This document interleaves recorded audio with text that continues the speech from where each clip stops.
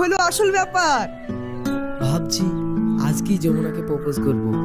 এই তাহলে তুই ওর জন্য একটা গিফট নিয়ে যা, যমুনা খুশি হবে দেখবি। কি না হয়ে গেছে?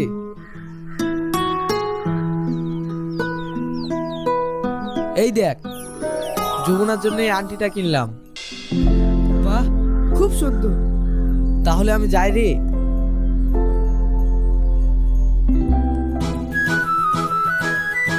এই রকি, শোন শোন। আরে মতি, বল। তোকে অনেক অনেক ধন্যবাদ বন্ধু। ধন্যবাদ? কিন্তু কেন?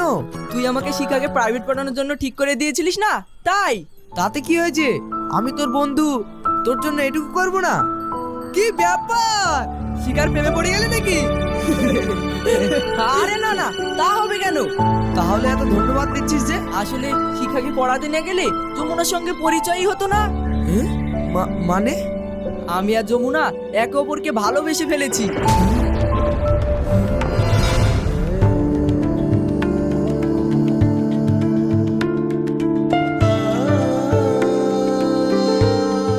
এ তুই কি বলছিস?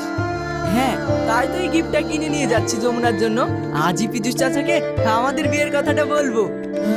না না, এ হতে পারে না। ও না না না, এ হতে পারে না। এই তো যমুনার ফোন এসছে, স্পিকারে দিচ্ছি, বিশ্বাস না হলে শোন। হ্যালো, তুমি কোথায়? এই তো গিফট কিনা হয়ে গেছে, এক্ষুনি তোমার আব্বুর কাছে যাচ্ছি। আজ যে আমার কি আনন্দের দিন। আমারও।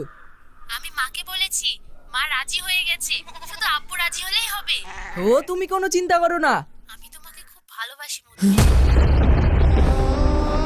আমিও। এই আসছি রে, থাক। তুই আমাকে